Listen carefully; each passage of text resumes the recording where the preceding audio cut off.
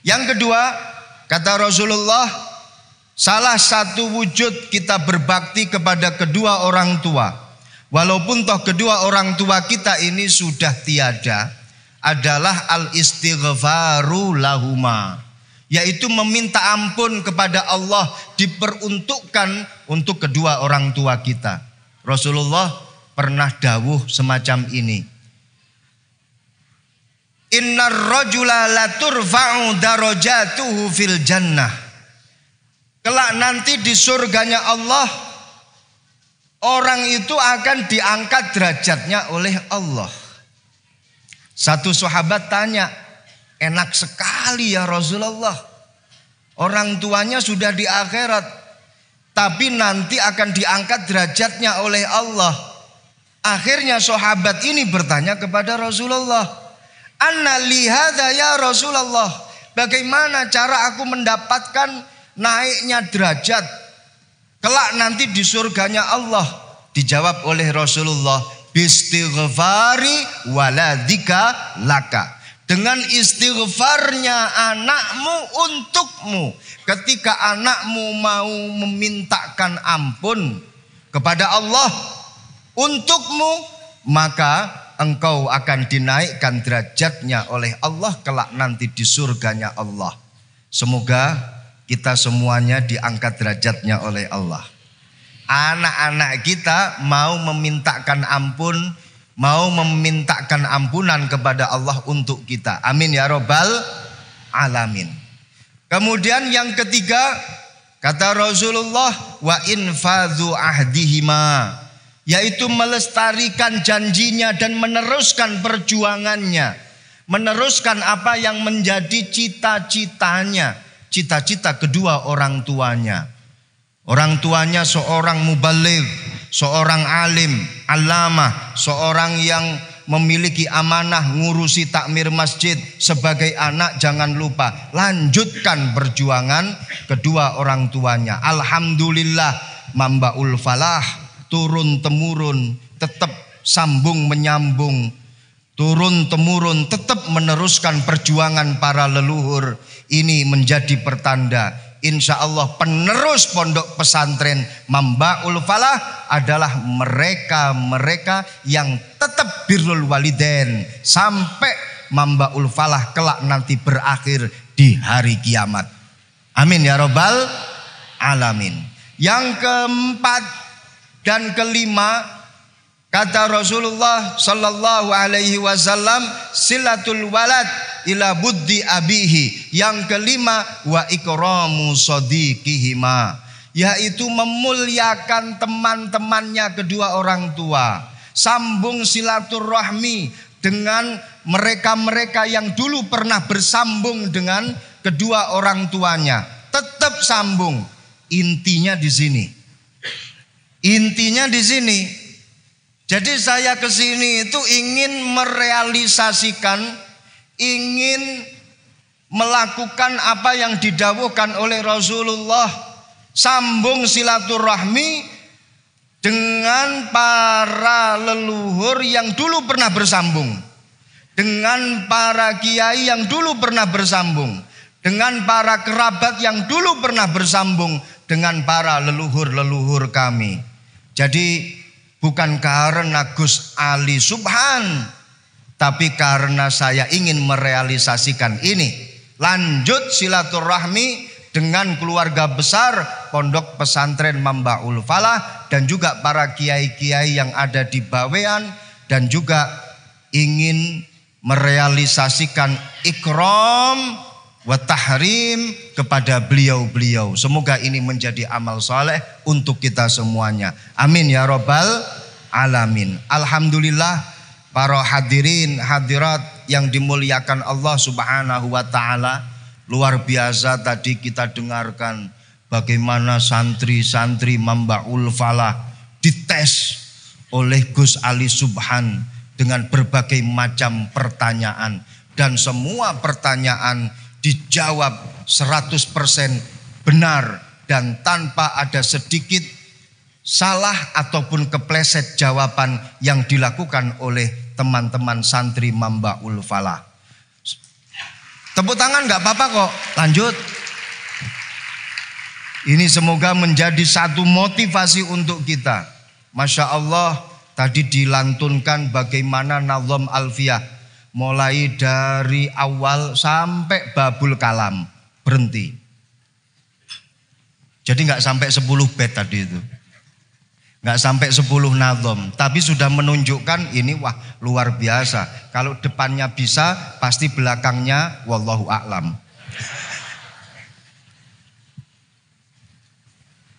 Jadi Alfiyah Ibn Malik itu dikarang oleh seorang alim allamah Syekh Muhammad Ibn Malik. Syekh Muhammad Ibn Malik ini adalah satu ulama yang berasal dari Spanyol. Bukan dari daratan Arab, bukan. Tapi beliau ini berasal dari Spanyol, dari benua Eropa. Dulu Spanyol itu pada tahun 2010 berhasil menjadi pemenang Piala Dunia. Pada waktu itu Piala Dunia dihelat di South Africa atau di Afrika Selatan, di mana pada waktu itu di City Soccer yang namanya Spanyol itu tanding dengan Belanda, dan alhamdulillah Spanyol menang, padahal dengan gol tunggal yang dicetak oleh Andreas Iniesta. Pada menit-menit tambahan akan berakhir itu final Piala Dunia. Andreas Iniesta mengegulkan, menjebol gawang musuh dengan tendangan yang sangat-sangat indah. Luar biasa. Saya tahu karena saya menang. Ini Spanyol punya satu ulama yang luar biasa. Dalam ilmu nahwu sharaf, dalam ilmu qaidatul lughah al-arabiyah, yaitu Muhammad Ibn Malik. Muhammad Ibn Malik, kalau kita lihat dari sejarahnya, ini mohon maaf, mungkin saya salah. Beliau ini adalah seorang ulama yang santrinya itu nggak banyak-banyak banget.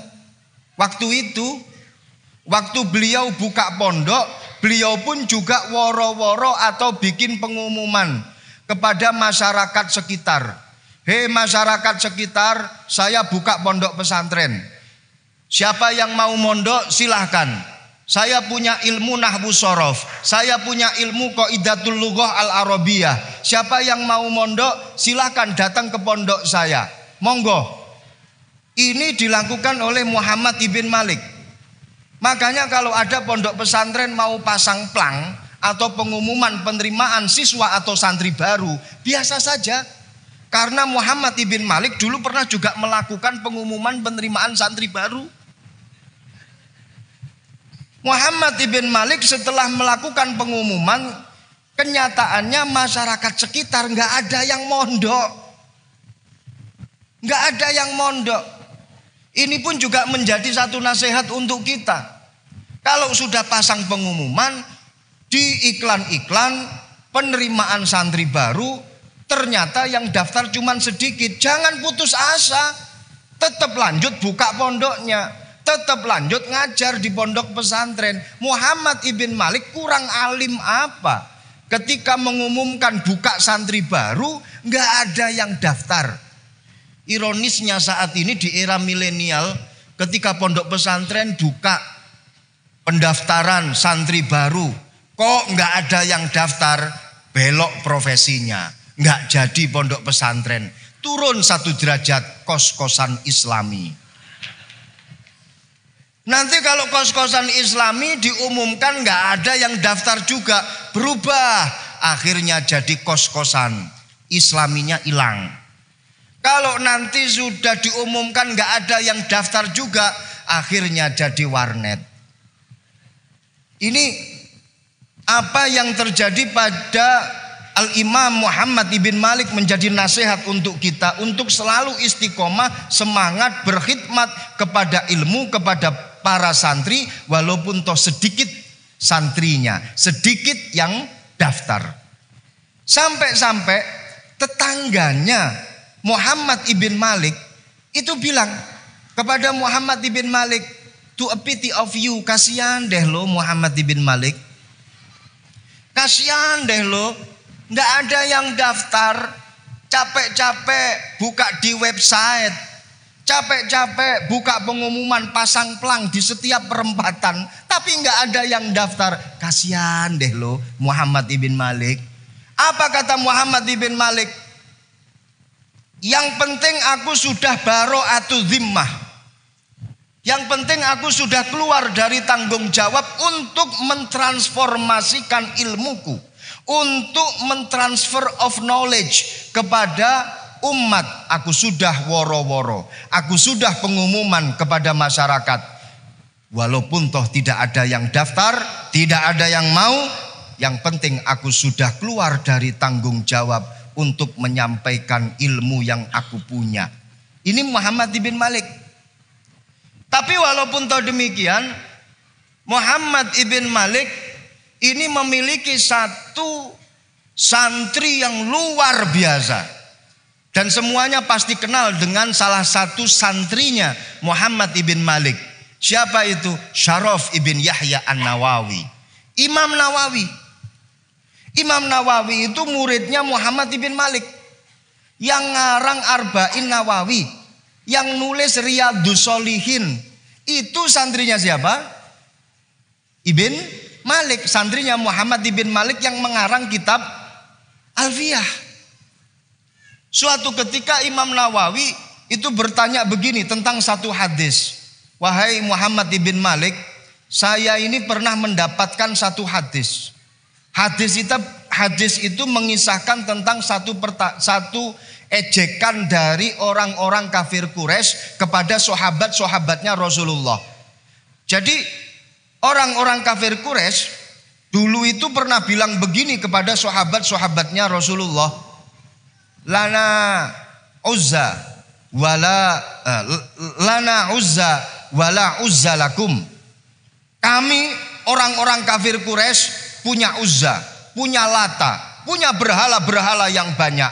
Dan kamu orang Islam nggak punya berhala, nggak punya patung, nggak punya Uzza. Terus dijawab oleh Rasulullah, ala tujibu lahum, ala tujibu lahum. Kamu terus menjawab apa?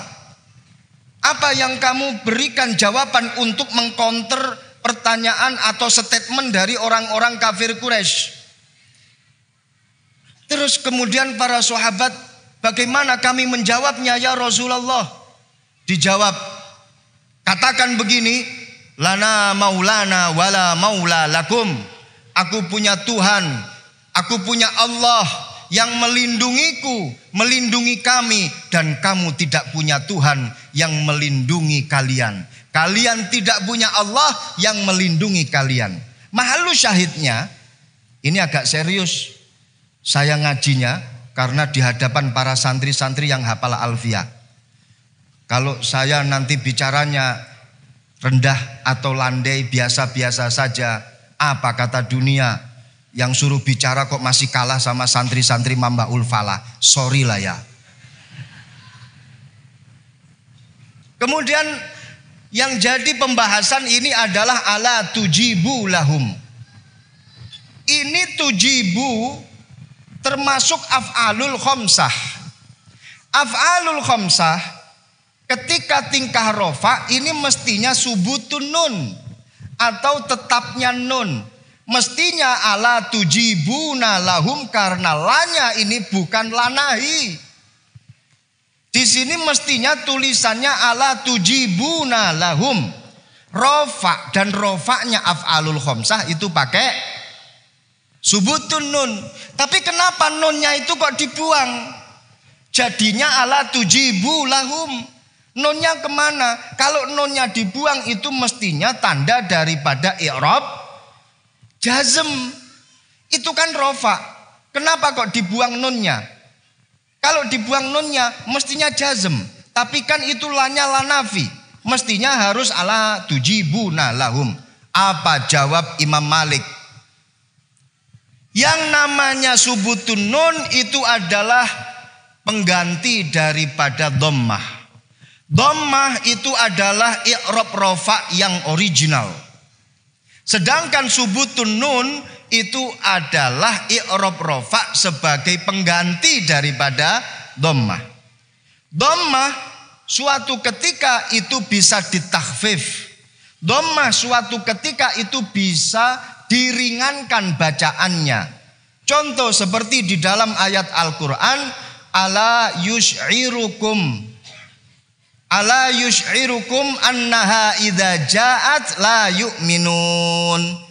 Di situ dikatakan ala yush'irukum, tapi dalam satu bacaan, khususnya bacaan daripada Imam Abi Amr, di situ dikatakan ala yush'irkum, padahal tidak kemasukan huruf jazm, padahal tidak kemasukan amil jawazim, tapi di situ dikatakan ala yush'irkum. Jawabannya kenapa?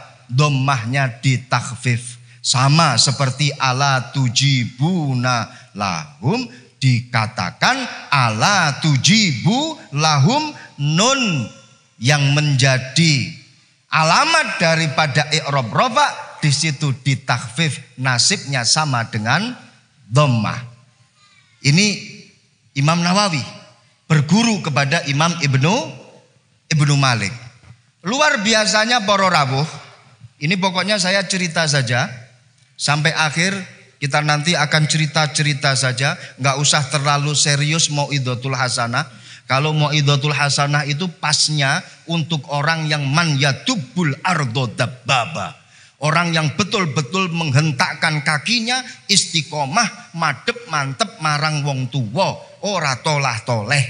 Itu kalau orang yang patut untuk memberikan mau'izatul hasanah. Kayak Gus Raub ini sudah pas memberikan mau'izatul hasanah.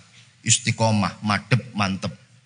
Kalau saya ini masih belum madep, mantep, kadang masih toleh kanan, toleh kiri.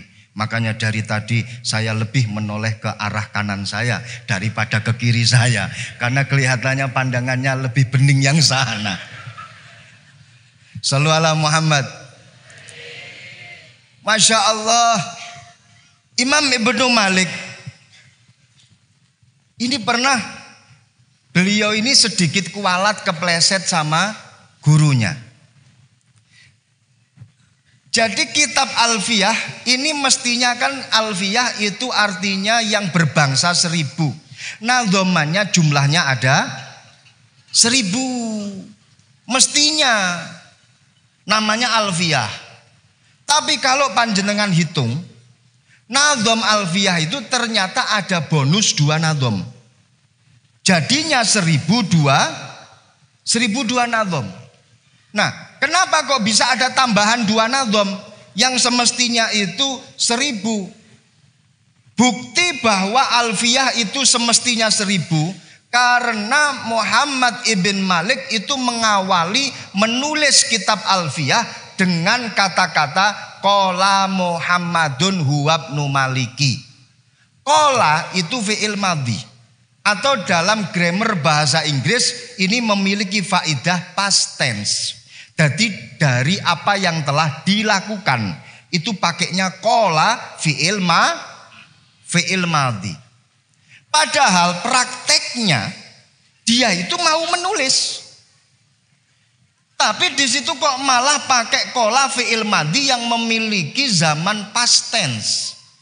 Mestinya kan yaqulu akan menulis. Ini menjadi satu isyarat bahwa ulama-ulama kita zaman dahulu kalau menulis kitab, mengarang satu kitab, itu apa yang ditulis itu sudah ada di dalam otaknya. Mbah Kiai Hasyim Asy'ari menulis Risalatu Ahli Sunnah wal Jamaah, itu apa yang akan ditulis? Itu sudah ada di dalam otaknya Mbah Hasyim Asy'ari. Riyadhus Shalihin ditulis oleh Imam Nawawi, itu apa yang akan ditulis? Itu sudah dihafal sama Imam Nawawi. Beda dengan ulama-ulama milenial para calon-calon sarjana yang kalau menulis bolak-balik ke perpustakaan, ambil referensi itu, dapat referensi ini, tulis. Kalau ulama kita zaman dahulu mboten, tidak. Menulis langsung saja ditulis, dan apa yang akan ditulis ini sudah ada di dalam otak. Makanya di situ memakai fi'il madhi yang zamannya zaman past tense. Nah, Imam Ibnu Malik ini suatu ketika menulis wa taqtadi ridon bi ghairi sughtin fa'iqatan alfiyat ibn mu'ti. Ini alfiyah saya ini jumlahnya 1000 bait. Mestinya alfiyah saya ini lebih bagus daripada karangannya guru saya, alfiyahnya Imam Ibnu Mu'ti. Imam Ibnu Malik itu punya guru namanya Ibnu Mu'ti. Dan dia mengatakan dalam bait itu bahwa alfiyah saya, karangan saya ini lebih baik daripada punyanya guru saya Ibnu Mu'ti. Sedikit sombonglah. Seketika itu para rawuh langsung hilang hafalannya. Apa yang ada di dalam otaknya lost dol, hilang kabeh. Mau meneruskan itu nggak bisa. Sampai ziarah ke makam gurunya Imam Ibnu Mu'ti, akhirnya ditemui di dalam mimpi. Hei Ibnu Malik, kenapa kau di sini? Sinten panjenengan? Saya Ibnu Mu'ti. Ya Allah guru, mohon maaf, saya nggak bisa melanjutkan mengarang kitab alfiyah. Hilang ilmu saya semuanya, wahai guru. Kamu sadar nggak apa yang kamu katakan? Akhirnya terbuka hatinya. Masya Allah, ada rasa takabur di dalam hatinya, kepleset titik. Akhirnya hilang semua itu ilmu-ilmu yang beliau miliki. Akhirnya dilanjutkan, wahwa bisabkin haizun tafdila mustaujibun sana'iyal jamila. Wallahu yakdi bihibatin wafirah li walahu fidarajatil akhirah. Alfiyahnya Ibnu Mu'ti karena lebih duluan, ya pastilah lebih utama. Jadi merevisi dari apa yang sebelumnya dikatakan. Ya karena mungkin lebih pertama, lebih dahulu, ya berarti lebih utama. Semoga Allah memberikan anugerah baik kepadaku ataupun kepada guruku Imam Ibnu Mu'ti. Ini menjadi satu nasihat kepada kita. Jangan sampai kita semuanya memiliki rasa takabur lebih hebat, lebih tinggi ilmunya bila dibandingkan dengan guru-guru kita. Walaupun toh setinggi apapun pangkat kita, walaupun toh sejauh manapun kaki kita melangkah dalam bertolabul ilmi sampai ke negara Timur Tengah, sampai ke Eropa, sampai ke Amerika, tetap hormati dan jangan sombong dengan guru-guru kita yang dulu ketika di desa, di kampung mengajarkan kita alif ba ta. Ini menjadi satu nasihat untuk kita.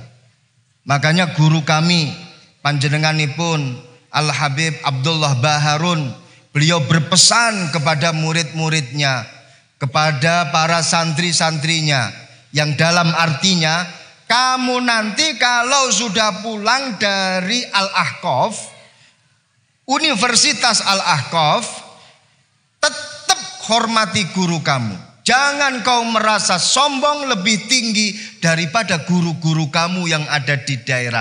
Walaupun toh kamu pernah belajar di Timur Tengah. Bahayanya itu para rawuh. Bahayanya itu para santri.